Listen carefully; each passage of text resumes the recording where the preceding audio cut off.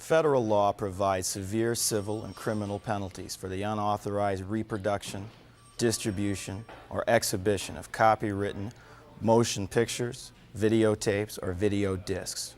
Criminal copyright infringement is investigated by the FBI. That's me. It may constitute a felony with a penalty of up to 5 years in prison or a $250,000 fine.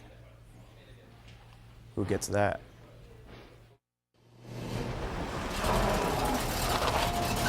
Oh man, I'm telling you, I'm late, God. My first day's video, it's like 10 after 7. Leave this shit, I'm trying to clean up the hell. Golf clubs, shit. All right, let's go. Man, hey, is Flea here yet? Don't let him park next to my car, all right? All right, here we go. Is everybody ready? Are they in here? Jesus, wait. Okay, start the tape. Start the tape. Let's go.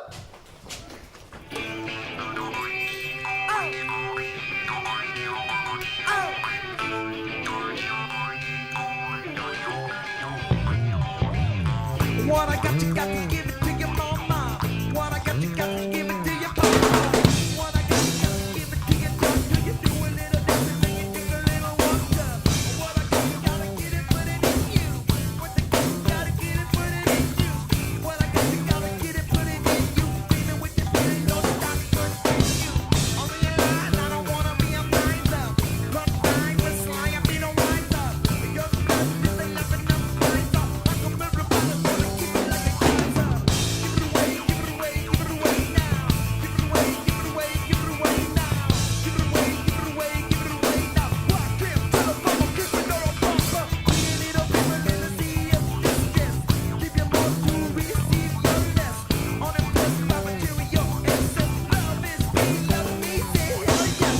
No bound, but I rock and lead it, no how. No time for the piggies or the who's cow. Get up, get down with the power. Never been a better time, even right now. Bob Marley, forward and a profit. Bob Marley, coming at the office. Bob Marley, walking like he's talking. Goodness, you can see I'm gonna drop it. Give it away, give it away, give it away now. Give it away, give it away, give it away now. Give it away, give it away, give it away now. Oh yeah. Give it away, give it away, give it away now. Give it away, give it away, give it away now. Give it away, give it away, give it away now. Rock him to the bubble, kick the no bumper.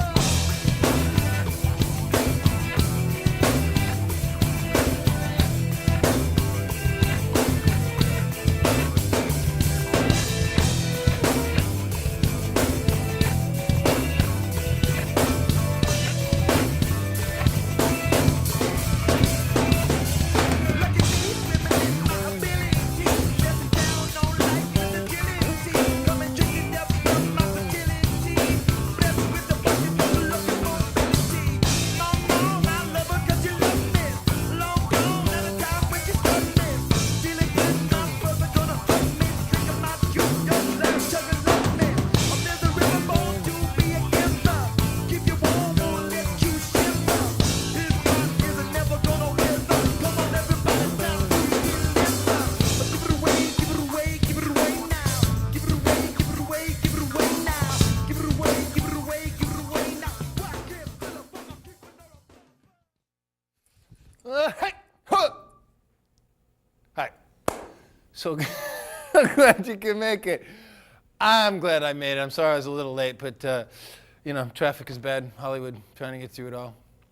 But I'm just so excited. I am so excited to be here and be able to do this, play some music. I'm gonna be playing some of my favorite tunes, doing some grooves.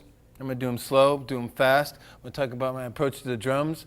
I'm also gonna have my little friend Flea playing along with me. We're gonna jam. I don't like to brag, I don't like to boast, but I like hot butter on my breakfast toast. Basically, our role as the rhythm section in Chili Peppers, we're gonna talk about how we do that and how we go about writing songs, all kinds of stuff. A little bit later on, we're gonna have some special guests, so you might wanna stick around for that. Anyway, what you would do now is go and look at the drums that I just played, that I just beat on.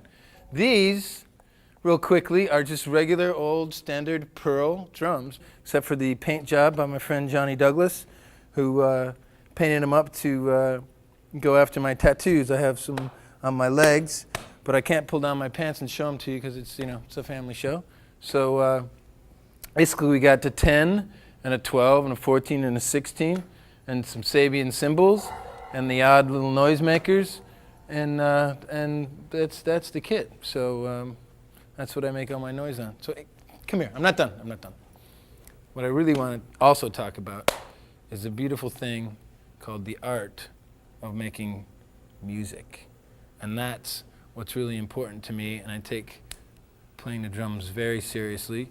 And I think it's a really cool thing that we're so lucky, and myself, even doing this video and making records and playing all over the world, and it's such a gift to put your art out to the people and be able to play, you know, it just to make people feel good and be happy, and I'm just the luckiest person in the world to be able to do that.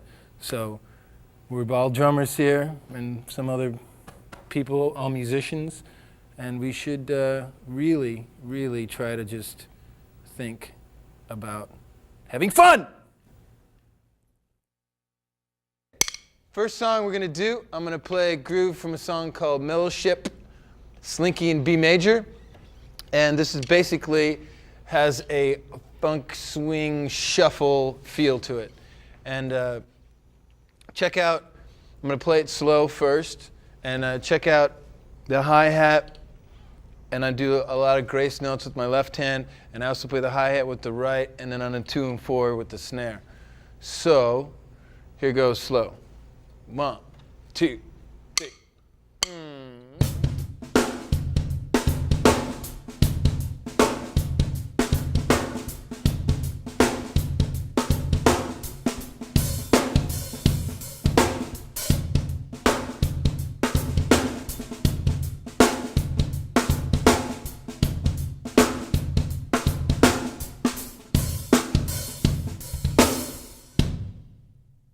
Now, I'm going to play along with the track, and you can check it out up to speed in its full entirety and beautiful beautiness.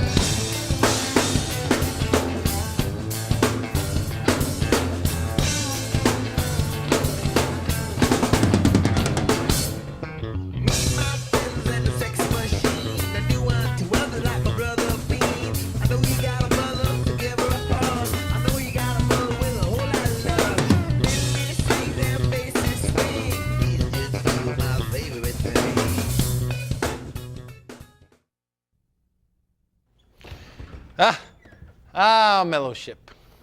Nice little toe tapper. We're a very rhythm-oriented band, and that it's really important for me to be as solid as possible. I can't play too busy. It's just about driving the groove home, making it hypnotic so people are like dancing in the last row, wherever, and just really driving it home really hard. I know it's been said, but it can't be said enough. It's so important, because that is, every good band always has a really good, solid drummer. So that's really important. I'm also going to talk about what Flea and I do and how we play off each other, how we come up with parts. We're going to jam a little bit on some other old tunes, and just basically the rhythm section and how we work together and how we come up with tunes and ideas. And we're going to jam. So here's Flea!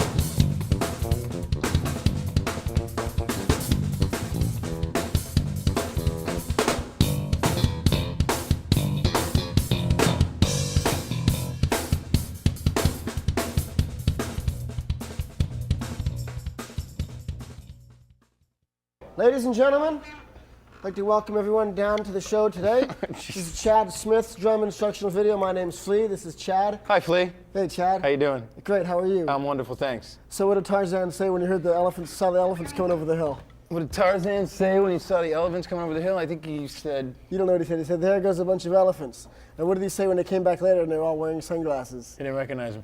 That's right. He didn't recognize him. He didn't recognize him, ladies and gentlemen. Okay, comedy hour's over. So now we're going to play a little number for you. Tasty little ditty. A We've little been toe working on. tapper? It's a real zingy, little zesty, zany, zingy number that we think will really get your blood boiling and your testicles quaking. It's called Naked in the Rain. Ready?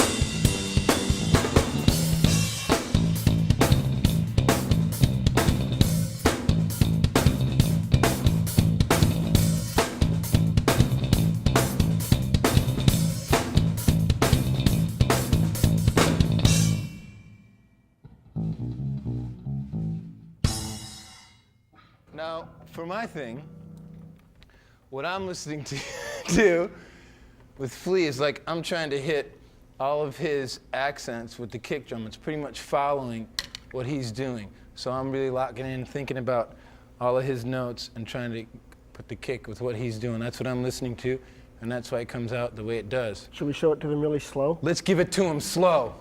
1, 2, 3, ah.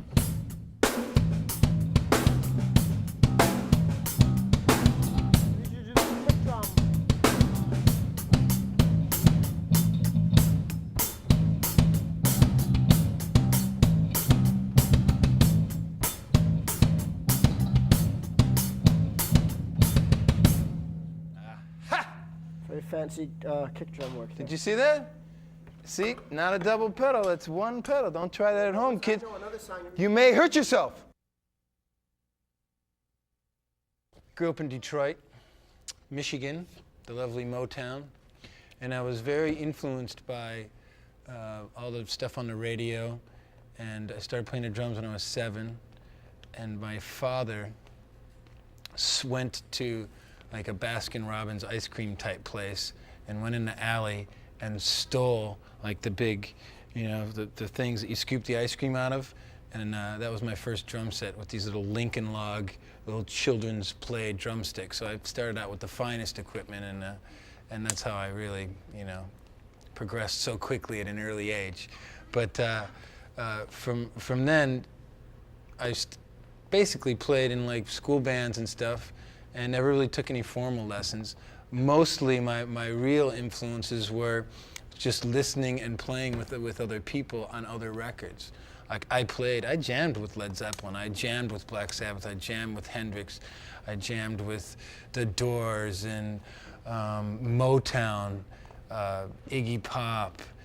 There's like Sly and the Family Stone, James Brown, all these people. I'd put the headphones on and I'd play along to them. And the really important thing that I tried to do is, because there's so many different styles there, is I really tried to get into the feel of what these drummers were, how they were, you know, injecting their personality into their bands. Like when Bonham, you know, was like a big influence, and my brother, I listened to all his records because I didn't have any, so he's to blame, but I had some pretty cool influences. But with Bonham, it was just, he was so funky. Like most people don't think of John Bonham's like a funky drummer, but he was like really funky and thrifty with his parts, and just, you know, with the heavy foot. So I try to sound like John Bonham when I play with Led Zeppelin, you know, and then when I go and say play with, you know, any of the groups that I'd emulate, I'd really try to sound like the drummer, and therefore with the different styles, try to plug into what they were doing. So that was a big learning thing for me, and it was really fun. I used to drive my mom crazy. You know, she'd be like flashing the light on and off in my bedroom, you know, and I'd be like, oh, and I'd be in this trance, you know, because I was like in the band. It was great. So another really big influence was Mitch Mitchell's drumming with Jimi Hendrix, and I got turned on to that at a pretty young age. And so basically one of the tunes on Blood Sugar, called Breaking the Girl, has this sort of 3 feel, and I was playing a part that really wasn't gelling that good. It was okay, but it, you know, wasn't really happening. And I think Flea made the suggestion of you know, think manic depression, you know, think, you know, throwing like a tom roll thing. So I went, and ended up becoming a real integral part of the song. So I'm going to play that now and give you a little idea of how it sounded before and then after I added the fills, and check it out.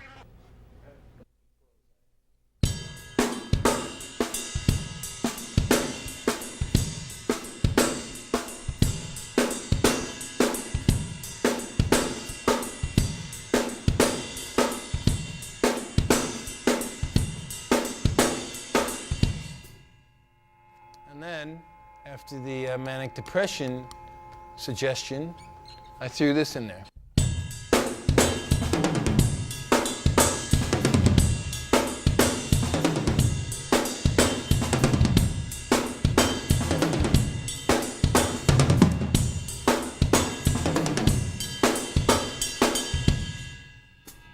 Now, I'm going to play along with the track and you see how it works. Okay? Check it out.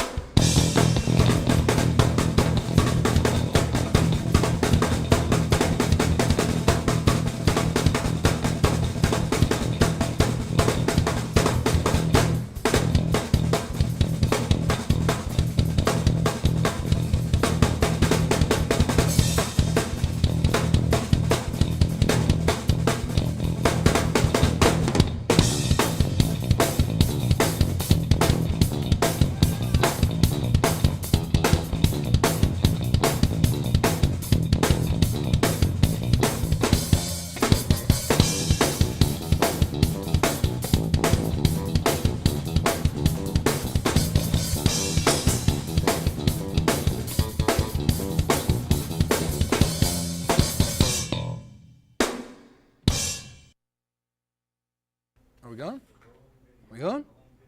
Are we going? Are we going? Are we going? Yes, your chili pepperness. Are we going? Are we going? Are we going? We're going. Okay.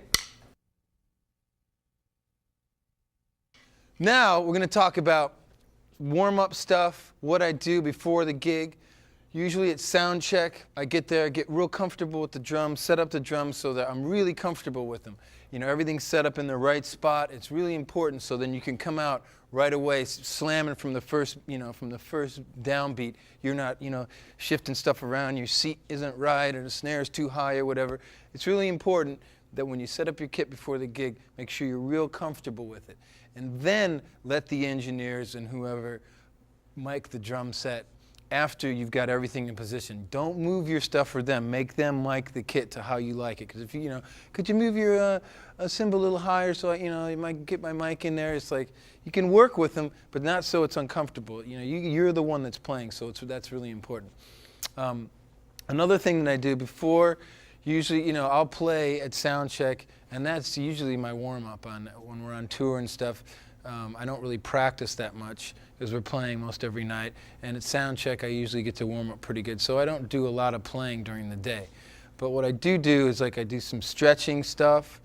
I also, it's just good to be stretched and warmed up. Any sort of, I basically stole a lot of my stretching exercises from Nadia Comaneci. And she taught me, I do a lot of, I touch the back of my head to my knees. And I don't really want to go into that right now, but, stretching is good. Yoga is really good, any of that sort of thing. But I also do warm-ups. I'll just do like some double stroke rolls just to get your hands warm. So you're coming in and you don't cramp up. Like a lot of times, if you don't warm up and you get right out on the drums and you start playing really hard right from the beginning, you'll cramp. And Flea does a lot of warming up exercises. He's got a serious thing that he does. So he doesn't cramp up because he's doing so much stuff. So you're using your arms and your hands. It's really important. You get right out there and maybe, you're a little excited and you're gripping the sticks a little too hard or something. You can cramp up really easy. So it's good to warm up your hands. So I just do like some double stroke rolls, this kind of stuff, some flam.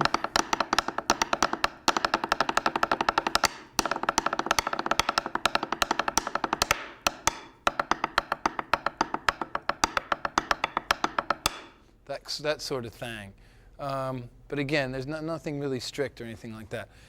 A lot of people ask about tuning and what, the drum tunings, and I get that a lot in the clinics and stuff. So I'll give you how I like the drums to sound and how I like them and a little idea. Let's go to the kit, man. So I'll start with the snare drum, and this is an old Ludwig Pioneer, I think, one of the drum doctor's drums that he brought today, and I usually use skinnier drums, sometimes piccolos, and I also use some wood drums, some 5-inch drums. It just depends on, sometimes I get bored with like a piccolo after a while, and I'll change to a wood drum just to change because I need to be inspired by the snare since you play it so much. It's an important instrument on a kit.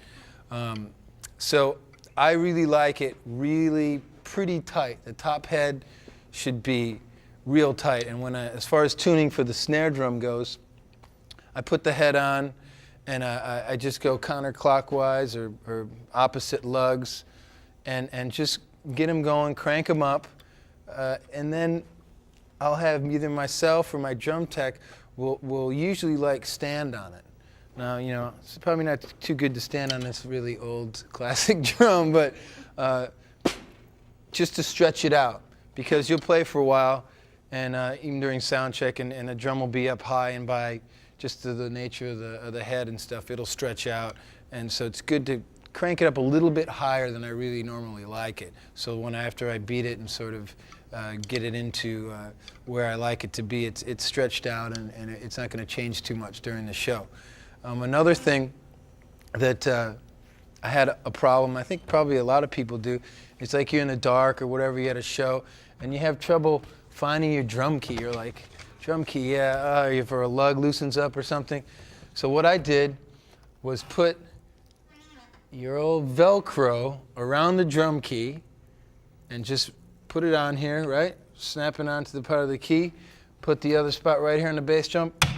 Bam, it doesn't go anywhere. Stays right there. It's in the dark between songs or something and I need to do a little tweaking. I just go right for it and it's always there. So that's like that's a little secret tip. As far as tuning goes for the toms, I basically try to get them to go to the races. When they go dun, dun, dun, dun, dun, dun, dun, dun, dun, dun, dun, dun. So I think it's thirds or something. I'm not exactly sure, but for my toms with the 4-tom setup, that works for me. So, or you can play to the races like this, like.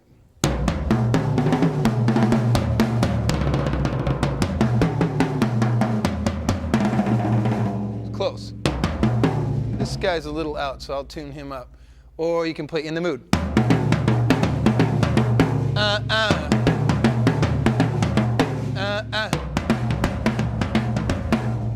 So for me, that's where the toms, my drums sound the best, and it's good for, really for the tension, so that you know your stick comes off the drums and it's not like mushy. I like to have a pretty tight playing surface so I can get around them faster. So basically on the tuning thing, after I tweak them up and get them pretty close, I'll hold the middle with my finger to kill the overtones, because when you play it like this, you're getting a ring from everything, and it's better just to dampen a little. Then you get the overtones. So see that? So this one's a little lower. I'm going to tweak this guy up a little bit. And this one's lower, so I'm going to go like this. This guy's too high. So you just kind of got to go around until you can basically get the drum. Try to get them as close as you can to each other. So there's a good ring. Unless some people like the drums to go down, boo. I like to try to keep them as even as I can, and just so you don't have obnoxious over rings on the drum, so it's a bad ring. But just really live. I don't put any tape on the drums. Sometimes a little piece of tape on the snare drum if it has a little bit of a ring. But I like to keep them as open as possible. Another thing about the bass drum, this kick drum head is really pretty slack. It's not real tight. Pretty loose. Well, I'll put the drum head on and I'll go around all the lugs, and then just enough to get the wrinkles out. So it's really pretty slack. It's pretty slack. And I have one of these Falam slams on there, and that gives it more attack.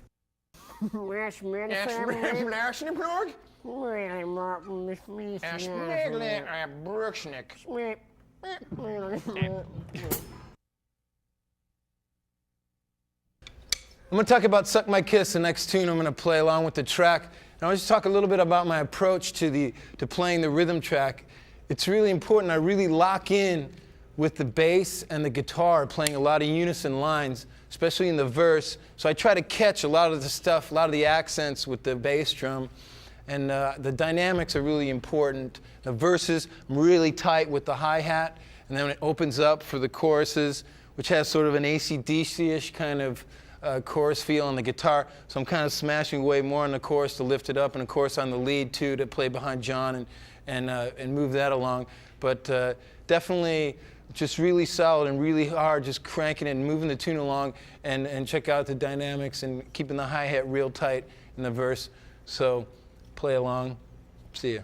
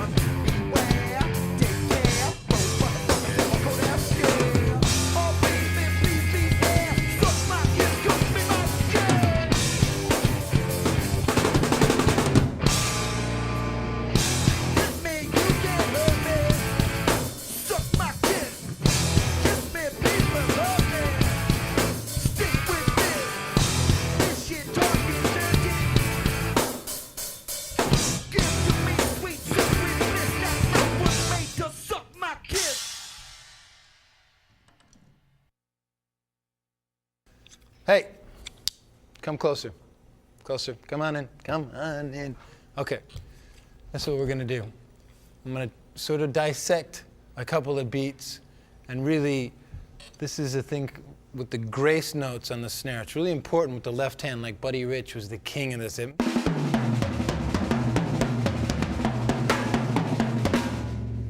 That sort of stuff. If not, with the grace notes on the snare, it sounds like this.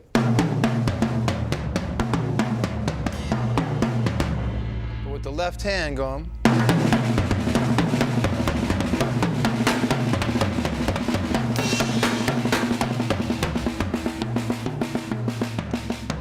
it's just in between all the hits. It fills stuff up, makes it groove much better. It's really important part, definitely, of my playing.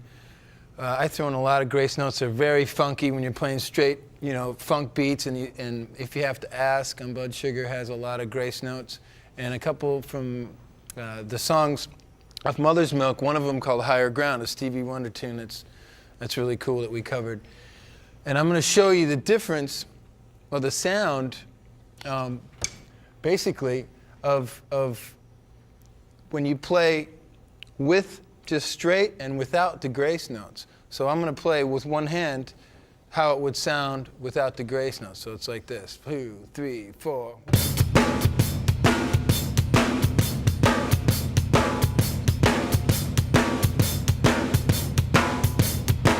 It's your basic shuffle stuff, you know. So what I really need to do is show you with two hands how it fits in there, and it makes a lot more noise, and it grooves a lot better, like this. 3, 4.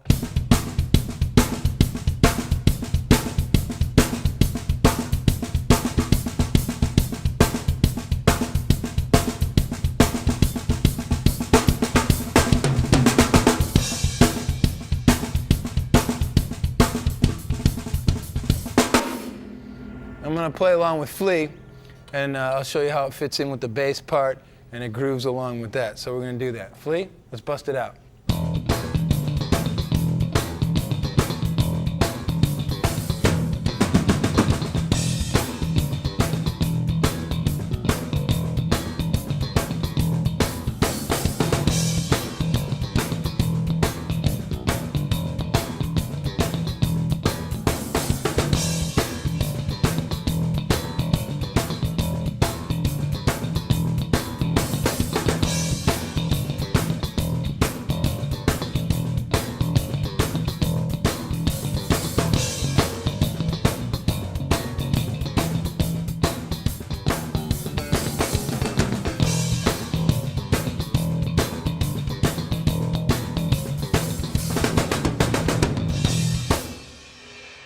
So, we're doing take after take after take.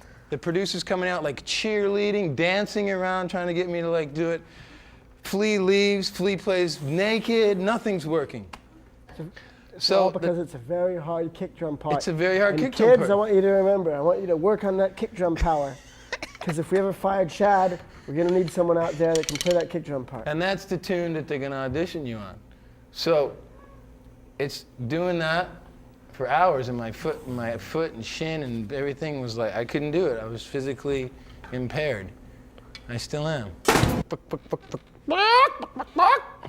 Okay. There's another tune on Mother's Milk called Nobody Weird Like Me, which is more of a thrash, kind of up-tempo thing.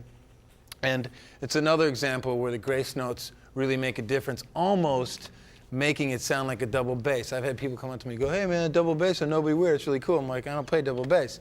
I'm like, really, what is it? And it's a lot of the left hand doing the opposite stuff of what the bass drum's doing.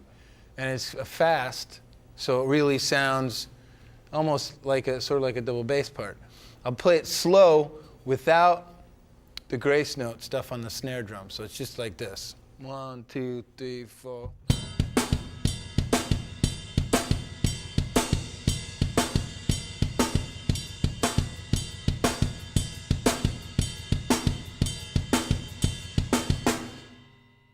Okay, pretty lame, right? But when you throw in the little grace notes, it kind of spices it up a little bit. And this is how it goes, like that. 1, 2, 3, 4.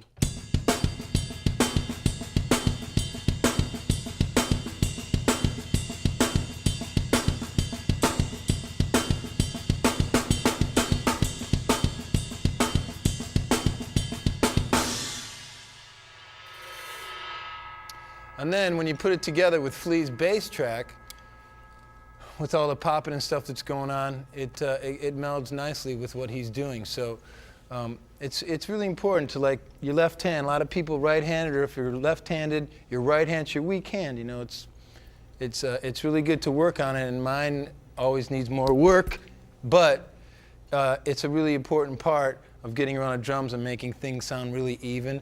And just like I said before, filling things up really nicely, especially in fills when you do the double strokes and the grace note stuff. It's just a good way to make it sound fuller, and it's really funky with the beats. So check it out. Here it is with Nobody Weird with Flea.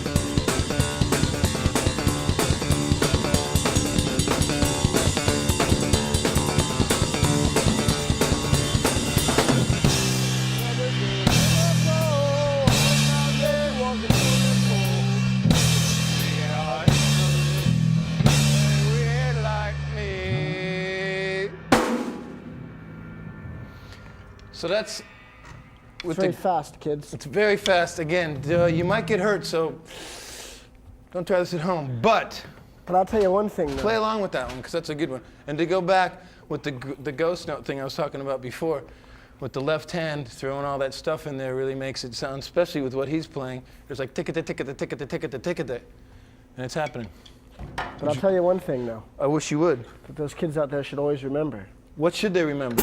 There's nothing worse for any musician that if you go to play with a drummer and all they can do is play fast and flashy and loud and they can't play slow. Good point, Flea. Isn't that terrible? Someone who Yes. just can't kick back and lay it down in the pocket. Something like this?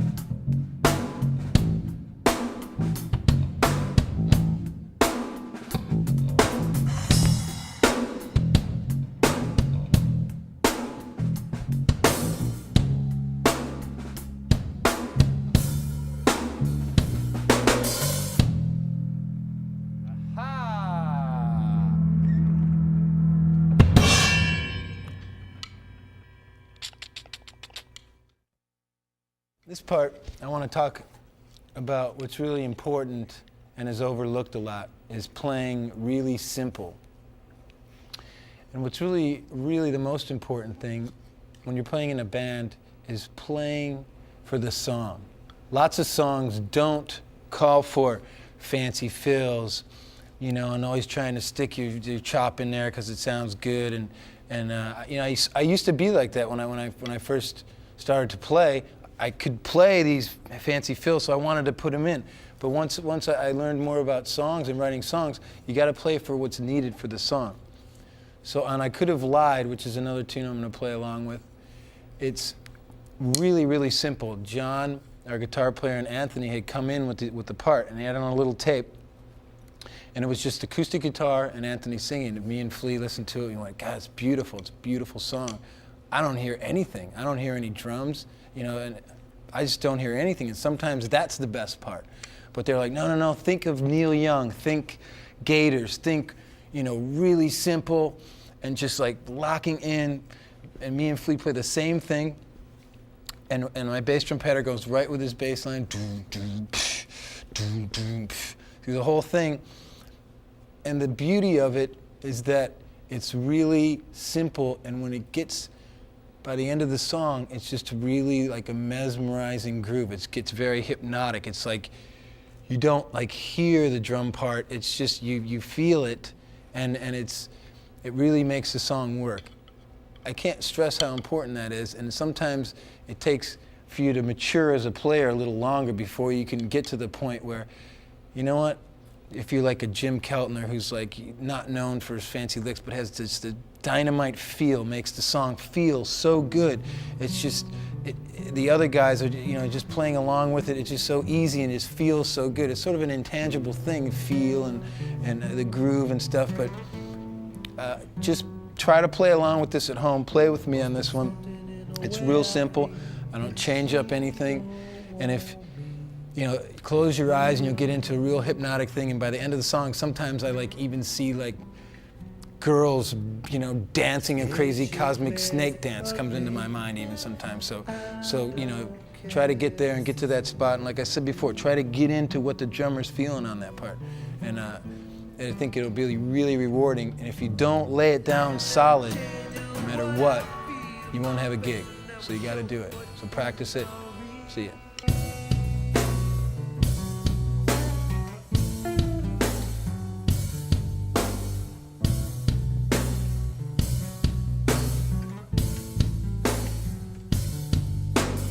Mountain never seemed to have the need to speak. A look that shares so many seas.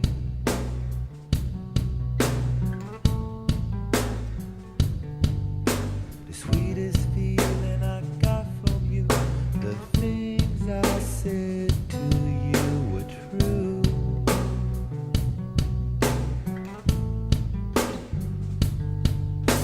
Like I never change you what I feel. My face never show what is not real.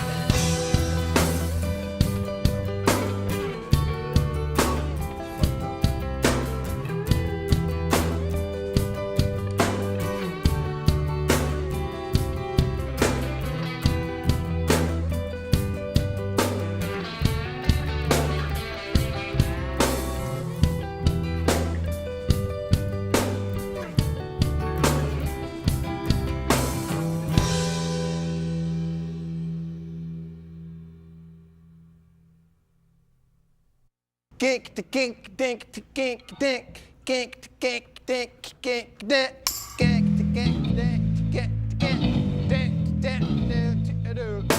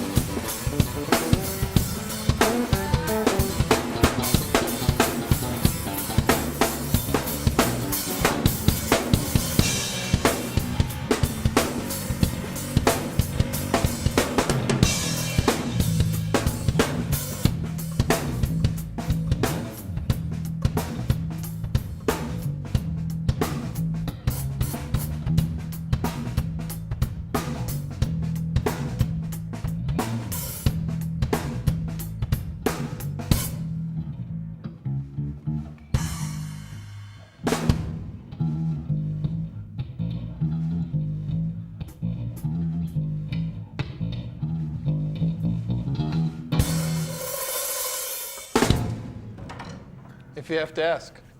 It's a funky funk song. It's very funky. Well, this song, Lovely Man, Let's talk about the song Lovely Man. well, it's basically a blues-based riff. Is that right? And, What key is it in? It's in the key of E.